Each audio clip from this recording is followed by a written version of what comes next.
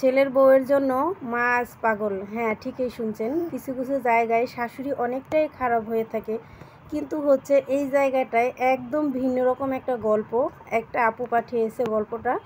তার ভাইয়ের বউয়ের জন্য তার মা আজকে পাগল। বিভিন্ন জায়গায় আজকে তারা চিকিৎসা করাচ্ছে।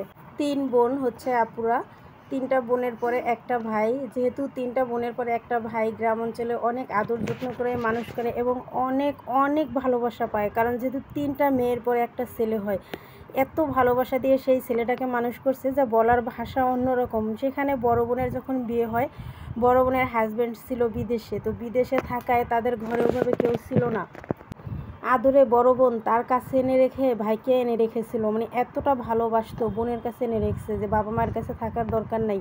মানে ভালোবাসা কাকে বলে, যেমন বোন জামাই তেমন বোন, তেমন হচ্ছে শ্বশুরবাড়ির সবাই ভালোবাসতো, যেহেতু তার একটা ভাই। তারপরে বোনের বাড়িতে থেকেই লেখাপড়া করতেছিল। এরপরে কয়েক বছর যাওয়ার পরে হচ্ছে গিয়ে মেজো বোনের বিয়ে হয়। মেজো বোনের বিয়ে হয়, ছোটো বোন তখন মোটামুটি বড়, কিন্তু বড় বোনের বাড়ি থেকে আর ভাইকে কখনোই দেওয়া হয়নি। মানে ভাইয়া তো যা লাগবে না, আর বাবা মাও আসতো যাইতো মাঝে মাঝে, স্কুল কলেজ বন্ধ যখন পাইতো তখন ভাই বাবার বাড়িতে বেড়াইতে যেত এইভাবে। তো এতটা আদর যত্নে বোন বুনায়া, মানে বাবা মা সবাই। তারপরে যে বোন বিয়ে দিচ্ছে তার হাজব্যান্ডও অনেক ভালোবাসতো, অনেক আদর করতো।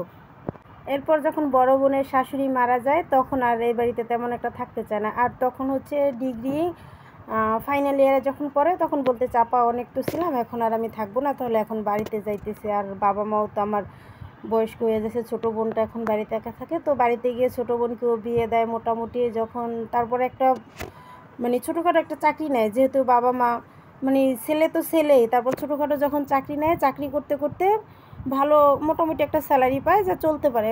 বাবা মায়ের তো হচ্ছে গিয়ে বড় মেয়ের হাজব্যান্ড এবং সবাই হেল্প করতো তাদের।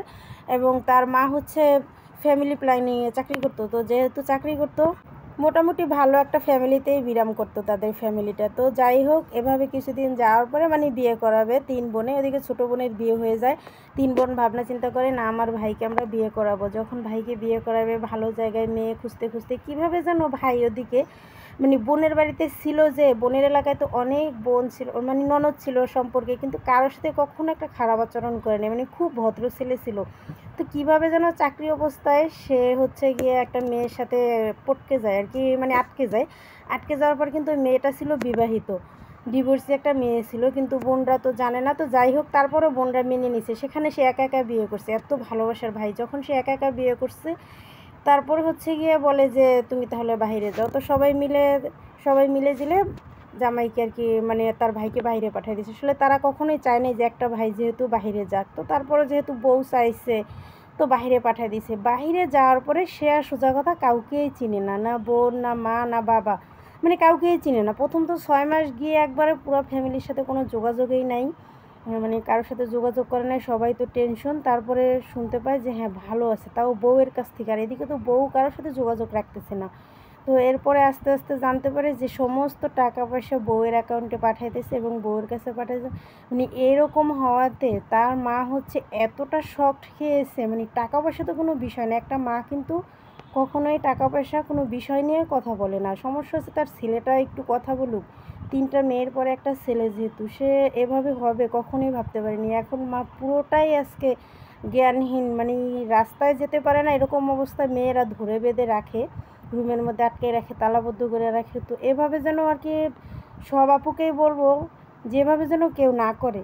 কারণ সবাই ছেলেও মানুষ করে কষ্ট করে এবং মেয়েও মানুষ করে কষ্ট করে। তো যাই হোক, আপুটা সবাই আপুর মায়ের জন্য দোয়া করবেন। এবং যে আপুটা এভাবে হয়েছে, আপুটাকেও আল্লাহ হেদায়েত দান করুন। আর যে আপুটা গল্প পাঠাইছে, আপুটাকে বলবো আপু নামাজ পড়েন আর মাকে সেবা যত্ন করেন, হায়াত মহৎ আল্লাহর হাতে, যতদিন বেঁচে আছে।